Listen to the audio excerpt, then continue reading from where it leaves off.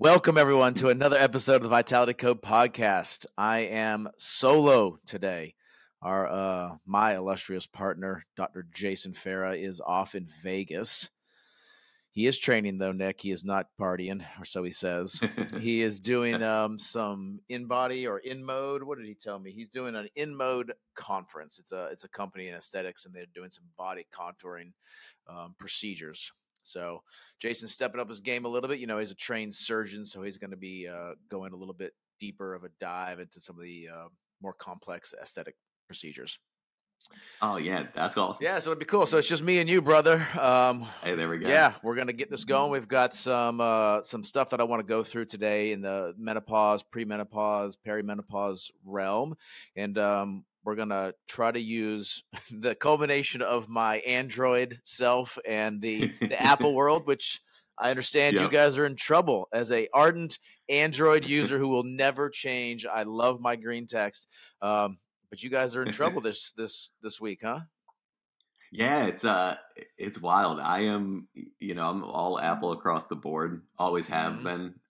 So it's a little bit weird to watch it because you do have to wonder. I was listening to someone the other day that was talking about too how the Android itself is just set up to take so much market share anyway. So many parts of the world are on Android. Right, people don't really realize that, yeah. In America, it's Apple sort of the dominant player, but globally, Android is a cheaper product in a lot of places, and so it has this mass adoption. And over time, it's like I start to think when you get these lawsuits going on and some of the supply chain things that Apple has going on. I mean, I can't see a world where that doesn't start to happen. More people don't start to migrate over. Yeah, you think so? They got such a hold in America. I mean, I'm literally the only one in my family. All my family, all my girls, they use Apple products. My in-laws are Apple. Everywhere I go, it's Apple. But I don't even know why I got started on Android, but I refuse to learn another operating system. I think it's what it comes down to. Yeah, no doubt. I think that's the thing there's such a large part of our life now. I for the audience listening, I have no medical experience whatsoever. My world is all more on this tech side of things. Right. So but it is weird. Like once you start to use one of these operating systems, like because it's such a big part of your life, it's hard to imagine changing. Yes. It just really is. It's such a tool. The phones and the computers are such a tool now for everyone. Yeah. That I really do think it's just it's hard to imagine. I think more so where people will start to turn over. I think it's probably younger and younger people. I think it's probably people as they start to get involved. Yeah. I always think about it like I don't know that it has the same hold. Like you said, your kids are on a different platform, so I don't know that it has that same hold as people always talked about with like beer brands. Is like you're really trying to get to people's fathers and grandfathers because they're not, by the time they come drinking age, they're not, they're just going to drink whatever dad and grandpa are drinking. You don't really need to try to get the younger people. I don't think the phones and stuff are the same thing. I actually probably think works the other way. I think so too. My kids don't want to use Android because I use Android. Exactly. That's funny. Yeah, my daughter's like, I need an iPhone. She's 12 and she doesn't have a phone yet. So she's like, when I get my phone, it has to be an iPhone. I told her, I was like, all right, we got a deal here. You can get a phone in high school. That's our rule. Or you can have an Android now in middle school. She said she'd wait. Oh man. Oh, that's awesome. Yeah. So that's awesome. But oh man! All right, brother. So today, what I wanted to do, since Jason's not here, Dr. Farrah, we're not going to do our usual back and forth sort of talking and educating each other. What I wanted to kind of do was pretend maybe a little bit of education, just specific to females, specific to perimenopause, premenopause, menopausal states. I've had a few women come in this week with I had to really peel back a lot of the layers of the onion, and then also. There was an interesting article that came out in the Lancet. It was not a research piece, but it was a commentary opinion piece out of some maybe governing bodies out of Australia that delved into the perimenopause, menopausal state and the treatments and ideas and just thought processes around how it should be handled in terms of hormone therapy, not hormone therapy. Should it be treated as a natural state and left alone to just occur? Is it something that is treatable? And so you saw this little bit of an not uproar. You saw a little bit of extra chatter, I guess, around that. And then recently, I think early maybe a day or two ago, an article came out about semaglutide use or Ozempic use, and it was a small study. I think they only had like 16 or 18 people on semaglutide and hormone therapy. And so you had a couple of that little uptick in chatter again about menopausal, perimenopausal states. So what I wanted to do today was just start back at the beginning and explain to women. I get a lot of women, and I've had a few here recently that have just come in for initial talk, and they are having hormonal symptoms.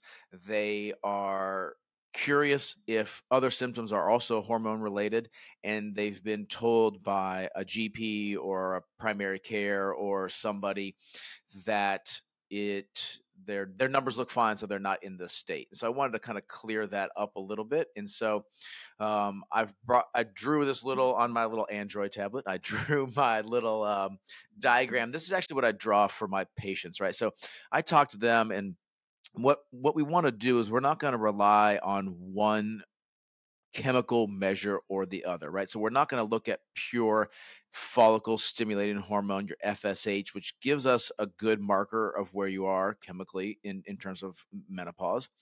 We aren't going to look just at symptoms, although you, as the reporter of your experience with menopausal symptoms, is a great marker.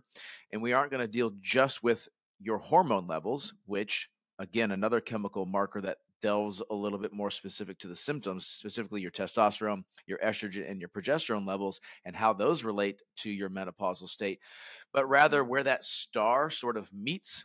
That is what I sort of say, that we're trying to find that overlap, and we're trying to answer your questions, and then you're going to make the decision that best fits you.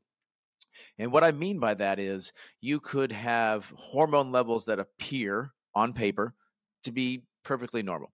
You may have an FSH that is quite elevated, and you may have all the symptoms of menopause. So you kind of really encompass two out of these three. And some doctor or physician who only looks at the hormone levels may say, you look good. You don't need estrogen, right? Try a mood stabilizer instead. Or they may say, well, you're not a year without periods. Your FSH is not greater than that 25 or 30 level. Some data says 25, some says 30. Some doctors go a little higher, some go a little lower. But the official mark of menopause is no cycle for 1 year, 12 months. But say your FSH has crept up, but you had a cycle last month, but you hadn't had one for 6 months, and you have all the symptoms, and you have the hormone levels that appear to be less than ideal. Does that mean that you are not in menopause and therefore you shouldn't be treated? So what I like to do is kind of go through these and explain each of the separate divisions. So when women look at their labs or have these talks with other practitioners, they can sort of be a little bit more educated. Now we're going to go and teach this to like a patient level. So I'm not trying to talk about outliers. I'm not trying to talk about, well, if you had endometriosis, or if you had early menopause surgically, or if there were other symptoms that put you PCOS, that put you into an outlier category. This is sort of an educational piece that begins that discussion. So the first thing is, I like to clarify to women what we technically call menopause. Menopause is 1 year, no cycles, and median age is 51. So what is the median age? It means 45 to 55 is where we see a majority of women hitting that. And the median, right down the middle, that would be 51 years of age. 1 year, no cycle. You are officially textbook menopausal. What that typically correlates to on an FSH level is, I've written those down there on the right-hand side. That less than 10, that FSH less than 10, that kind of relates to like optimal pregnancy FSH levels. So you can think about when you were maybe in your early 20s, maybe, teens. Like these digits are single number FSH digits. And so this FSH is a number we can actually measure. And so generally around the 10 and under, as you see, is optimal pregnancy. As we get older, those numbers tend to creep up. We are starting to get closer to a menopausal state, which is an inevitability at some point if the female lives long enough. So from that 10 to 25 is sort of that transition towards the premenopausal and menopausal state. As we get higher in that number, again, you'll typically see a trend towards the menopause. So when we get to that 25, some textbooks say 30, we start to definitively at 25 to 30, we're going to start to see a dip in potential optimization of hormones. And what you will see is that the cycle becomes less regular, less, you might have been a 28 days on the dot kind of girl. Now your FSH is 24, and maybe some cycles are stretching a little longer. Maybe you got 2 cycles in one time, and then maybe it normalized, right? So what you see in the perimenopause, premenopausal state is that normal cyclical nature of your cycle that kind of followed, maybe you were 28 days on the dot, starts to become a little bit different. Maybe the symptoms of your cycle change a little bit. Not only does their timing change, but maybe also your symptomology, worse cramps, heavier bleeding, lighter bleeding, skipping periods. It just becomes a little bit hard to kind of know where exactly we should measure you, which is sometimes where we find some disconnect between you might be in a state of normalcy when we pull your labs, but the next cycle may be in this state of really complete disarray, so to speak, hormonally, and your hormone levels were off. Well, which one did we check you in? So as we go up higher, we are moving closer to a menopausal state is kind of the take home from that. So if your FSH is 7, it's likely, according to that marker, not the other two, not your hormone levels, not your symptoms, but according to that marker, we would expect a normal symptomology and a more normal hormone levels. So next, let's talk about the other chemical marker in here, the hormone levels. So the 3 that we're looking at are your testosterone, your estrogen, and your progesterone. So all 3 of those produced by the female, all 3 of those important for the female. I think a lot of women consider or have always thought, and men as well, that testosterone for male, estrogen for females. But the testosterone is the dominant hormone, I would say, both across both sexes, whether male or female, just different levels.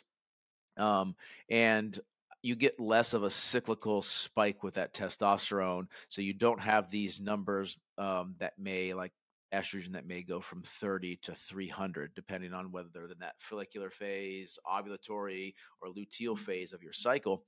So you don't get these big spikes, and you don't, you see more consistent nature. So the testosterone, a little less data on that. Numbers vary across the board. What is a normal? And frankly, we just generally don't check these levels in young women as a matter of course of action, or less likely to. So testosterone, you might see peaks in the 50 to 80 nanograms. You might see 60s to 90s. You can see some PCOS patients who tend to have heavier androgens, and they might go 100 plus.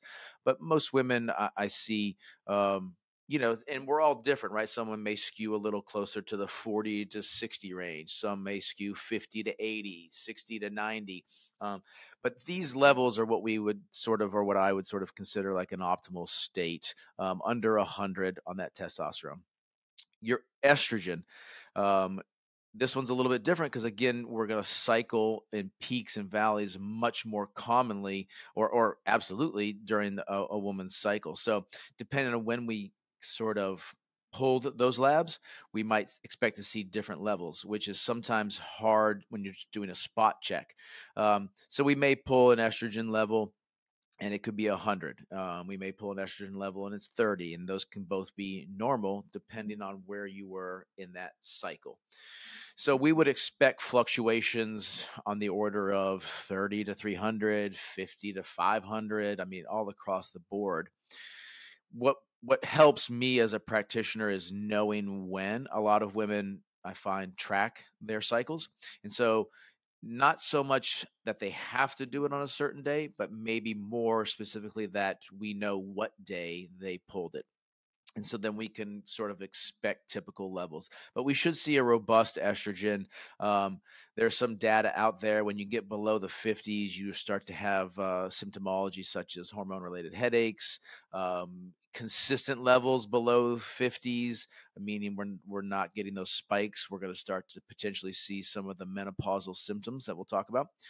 Um, and then progesterone more commonly in the single digits, again, depending if we're in that follicular phase or luteal phase, a later spike with that progesterone. And then states like pregnancy, where you would see huge doublings of your progesterone to maintain that environment for the baby. But we will commonly see numbers in the single digit. So again, let's wrap that up. So testosterone optimal levels, I like to tell women somewhere in the higher double digits, lower than 100, right? 40s, 50s, 60s, 70s. Estrogen, we'll see across the board big fluctuations, but we want to see some 30s to 40s to 50s at minimum. And then we should expect, and it's not uncommon for me to draw multiple labs, so different times of their cycle, so I can see those changes. And then progesterone levels maybe in the single digits, again, depending on when we pulled those labs.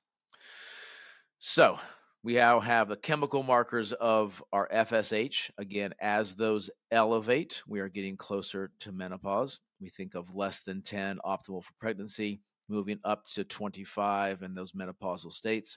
We look at our hormone levels. As we get closer to the menopausal state, those hormone levels will typically drop and become less consistent. So testosterone numbers will start to drop, estrogen numbers will start to drop, and progesterone numbers will start to drop, culminating in sort of a loss of hormone profile as we hit the menopausal state. The symptoms associated with this, I like to break those out into the symptoms associated with testosterone, progesterone, estrogen, so that when we pull somebody's all this data together, we can say, yes, this fits like exactly what's going on in you. This is all not just in your head. We don't need a Zoloft. This is not all in your head. We don't need a mood stabilizer, right? You don't need to just suck it up and deal with it if you don't choose to, right? This makes sense. So what are those symptoms? Testosterone is similar in a female as it is in a male, right? It still controls libido, mood, muscle mass, drive. Those just may not be things that your female patient or you females are used to hearing a physician talk to you about, but are as of importance to you as they are to a male, right? You may not need a testosterone of 1200 like your optimal male counterpart, but 100% your testosterone influences your libido. So as that drops, so will likely your libido. And a treatment for such then could be to optimize that testosterone. So if the mood starts to drop, so it doesn't, in my opinion, cause frank depression, true clinical depression, but it causes depressive like states. You can have sort of a maybe like a gray cloud hanging over, just kind of loss of initiative. I used to love to play tennis, and now I'll go because my kids do, my husband wants to, or my girlfriend wants to, but I really could just take it or leave it. So we're not like a pure depressed state, but it is depressive type symptomology. You lose a little bit of interest, you lose a little of that vitality, you lose a little drive. Maybe you were a strong go-getter. Maybe you were, you ran your house like a well-oiled machine, or you had a career job and you were on task or on point, and you sort of lost that for that drive. Those all are testosterone related symptoms. Sleep is heavily related to testosterone as well. So when we see these symptoms start to pop up and rise, we're going to look back to your testosterone. Typical estrogen symptoms, of course, the classic one that all women sort of, I think, are taught, and even physicians and health practitioners on my side is hot flashes. Those are related to your estrogen, but it's much more than that, right? We see mood stabilization, and I see less of a drop into a depressive state, but maybe mood swings as the estrogen can get a little bit out of whack. And so you might see things like feeling like I love you, then I hate you, and it's in a flash of a moment, and you're not really sure why, and it wasn't really related to anything specifically, right? Your estrogen's hugely fluctuating. You see hot flashes again. You see genitourinary symptoms, right? You might see an increase in UTIs. You might have loss of lubrication. You might have atrophy, vaginal atrophy. These are all related to painful sex. These are all related to estrogen content. Um, and so what happens is as the the symptoms related to each individual hormone may not happen together, it can feel very confusing. Like if your testosterone dropped really early or your estrogen dropped really early compared to the others, then you may get a subset of those symptoms, but not the other ones that are complementary. Um, and so things like the deposition of fat content, this is a big one I see. As the estrogen content changes, women tend to lose where they would typically, I hear this a lot, used to be in the past when I gained weight, I would gain it in my hips. Now I seem to be getting a belly. I've never had a belly. What is this abdominal fat? I've never had this before. And so you see things like testosterone dropping, favoring fat deposition or favoring fat over muscle. And then you see the estrogen changing, and that favors the location of the deposition, right? So not only are they more likely to put on fat, they are more likely to put it on in regions they are not used to, like the abdomen. And so this is always very confusing to females. Like, I've never had a belly. I mean, my weight's fluctuated before in the past, 5 or 10 pounds, but it's never been here. And a lot of times that is 100% due or can be 100% influenced by your hormone levels. The progesterone, I find, and different doctors have different opinions. The progesterone dropping, women are less likely to complain about these symptoms. Sometimes if the progesterone drops, it creates sort of an estrogen dominance, if you sort of would think of it that way. Like the estrogen progesterone balance gets disrupted by the progesterone dropping, as opposed to maybe the estrogen rising, but it creates more of a dominance of this estrogen, which can then set you up for symptomology. So sometimes hormone replacement doesn't involve estrogen at all. Maybe it involves testosterone only. Maybe it involves progesterone only. Maybe it involves testosterone and progesterone. Some of those symptoms that you might see with the progesterone, again, maybe more of an estrogen dominant symptomology with the mood fluctuations, lack of sleep, which you will see with progesterone. A lot of the progesterone symptoms are more related to long term, like higher levels of progesterone over a lifetime tend to confer X. You also see some data that says women who include progesterone in their hormone replacement therapy tend to have or report better results. So sometimes we don't just pick and choose based on your level is this, I want it to get to this. We're looking for more of a complete, robust application of our hormone replacement. And so you may include the progesterone for that reason as well. Women will find that sometimes progesterone is included because their estrogen is included. So if you have a uterus, you have not had a hysterectomy, and you are given estrogen, the progesterone is included as a uterine protection. And so sometimes it may be used in that regard.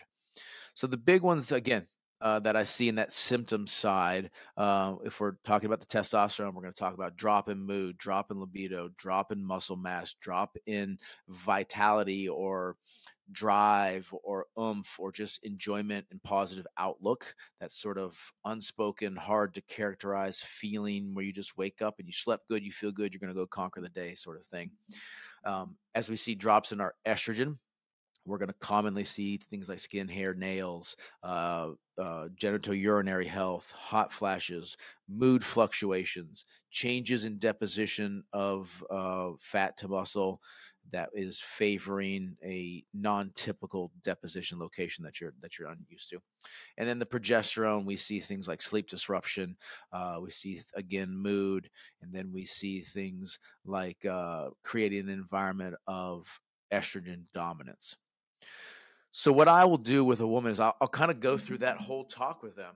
And then we lay out the symptoms and we say, yes, all your symptoms appear to be related to your hormones.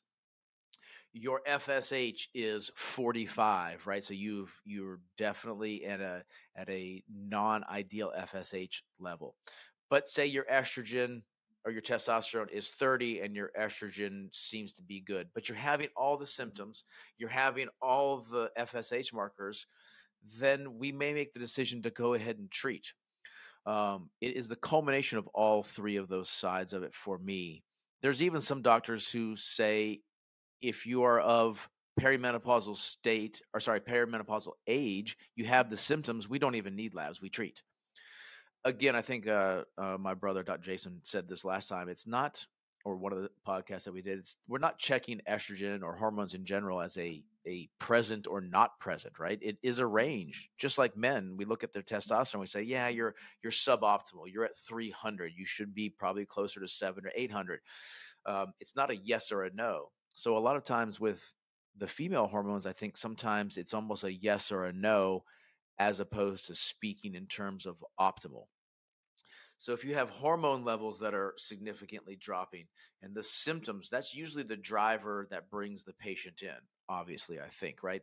There are some women who are concerned. Maybe their mom had osteoporosis and they're concerned about their estrogen levels and they want to get them checked before they're having major symptoms. Symptoms are also different across various patients, and they may have low quote unquote estrogen levels, but you don't have significant hot flashes. Maybe they're just mild warm sensations.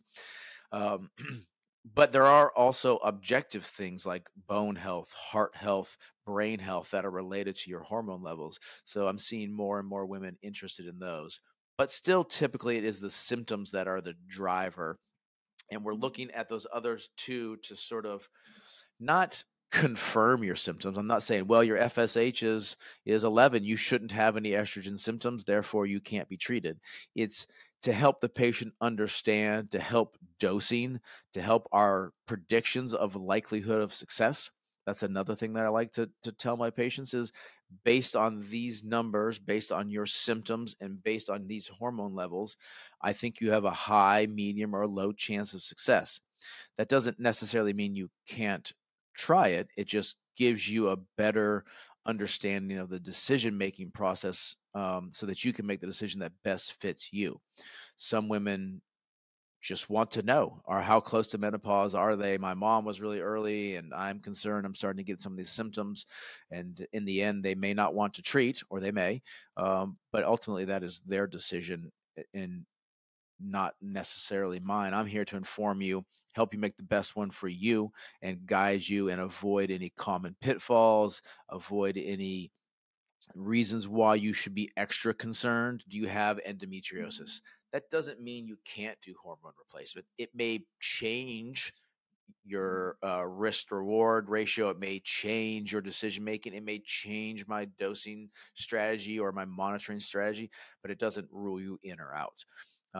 Maybe you have a BRCA gene that puts you at a higher risk. Maybe you've had a oophorectomy because of that. Maybe you've had a double mastectomy because of that. That doesn't mean you can't do hormone replacement. It just means it informs our decision, and here's how. And I will go through that with my patients. But I have patients who do hormone replacement on with both of those scenarios. And sometimes women have been told they have a higher risk of breast cancer if they take estrogen and they just don't want to do it. That's okay too. You don't have to be convinced to do it either. Like I tell women, we're just trying to find the best decision for you based on the sort of where you fit in this sort of Venn diagram here, and explaining their numbers so they can get a better grasp, hopefully, of what's going on. So I know I went through that really quickly, but I just wanted to put those numbers up there and kind of show some patients sort of the talk that I would go through with patients, give some people some understanding that it's not just your FSH levels, it's not just your estrogen levels or testosterone levels or progesterone levels, and it's maybe not just your symptoms. All of those have equal opportunity to influence our decision making in terms of hormone replacement. And remember, hormone replacement, or sorry, menopause, 51 is the median age, but looking at like 45 to 55 of a range, And those symptoms of perimenopause, premenopause can start up to 10 years before that. So is it possible that a 35-year-old woman could have some suboptimal hormones and therefore hormone related symptoms? 100%. Is it every 35-year-old? No, not by any means. But just because you are having those symptoms and someone told you, oh, you're too young, you're only 40. Oh, your FSH is this, that doesn't make sense. You don't need any estrogen. I don't like that paternalistic opinion. You don't need this. I'm not sure how the physician is determining what your level of need is. If you are there asking about the symptom, then you obviously have a desire to talk about it. And there is a level of need as determined by you. Just because I may not be able to fully understand how that experience is in your body doesn't mean that I am able to impart my thought processes on your need onto you. So the premenopausal, the perimenopausal state can start as young as 35, but definitely as we move into the 40s, late 40s, just because the median age is 51 doesn't mean every woman will hit it at 51. And you might be later, you know. You might be having completely normal cycles and be 53. That does happen and is not abnormal. It is within the normal standard deviation of expectations. So I think the biggest take home from message that I want my patients to understand and females to understand is it takes a little bit more than just pulling a single estrogen number and saying, oh, you got estrogen, you're too young, you don't need this. Or saying, oh, I just pulled your FSH, it looks good, you should be good. There's a little more nuance that goes into it. And I have found that it takes some time to sit down with the patients, explain to them, let me take 15 or 20 minutes if it takes that long to sit down and explain this to you. And then we can have a conversation together as to where your symptoms and where your markers, so to speak, hormonally and FSH wise, relate back to your symptoms. And then let's make an educated decision on your hormone replacement that fits best for you, whether that's pellets, whether that's creams, whether that's injectables, whether that's low dose estrogen oral. Not my favorite, but that works for some women. Maybe it's progesterone only. Maybe it's a cream base. Maybe you're only having, maybe you're a high risk for estrogen. Maybe you have a breast cancer past history. You're really scared of estrogen, but we could do local application of estrogen to treat symptomology, right? We could treat genitourinary symptoms with a local application of estrogen that would give less, if any, systemic application or absorption of estrogen. So it's important to go through this with patients and have this discussion with them, because the other thing that I have learned from my patients is if I take some extra time up front to explain these things to these patients, they are likely to be on this hormone replacement for a long time. There is not necessarily an age that you have to age off these hormones. The classic guidance, I think, used to be, for 5 years, but that's no longer an absolute by any means. It never was an absolute, but nonetheless, it's becoming less and less. And so you might be on these hormone replacement applications for a long period of time. And even if it is only 5 years, a 5-year decision that takes us 20 to 30 minutes to discuss and come to the best conclusion for you, I tell patients, is a drop in the bucket. Let's pull an extra lab. Let's see. Let's monitor your symptoms. Let's have a frank discussion about your drive and your mood and those sort of things. Before you do or not do a decision based on an assumption that you may have had. If we take a little bit of time, 20, 30 minutes discussing it, another lab draw, wait in a week, that's still a small drop in the bucket for 5 to 10 years of treatment. And so I have found to kind of slow down, discuss these things with the patient ahead of time, and then go from there. So I know I went through that really quickly, so we'll hopefully put some show notes in there so you guys can have something to reference and look at those actual numbers. And then we'll put some of the research in there so that you guys can do some of your own research, which is ultimately always in your best interest. The more informed you are, the better questions you can ask, and the better decision you can make to take charge of your own healthcare. All right, guys. Nick, I think that's going to wrap it up for my quick little synopsis of what I might give for a patient in my office, and I literally will draw that diagram for them and kind of go through those, and then maybe we can put some of those show notes in there so they can come back later and look at the actual numbers for reference. Yeah, that was great. That was great. Good deal, brother. I appreciate your time, my man. We'll have Jason back Awesome, on our yeah. next one, hopefully, and he'll have some cool things that he's learned out there in Vegas, and maybe he won a little money at the slots. I don't know. I don't think he's a gambler. At least he shouldn't be. Knowing what I know of Jason, stay away from the tables, Jason. There we go. All right, guys. Awesome. Have a good All one. right, see ya. Yep.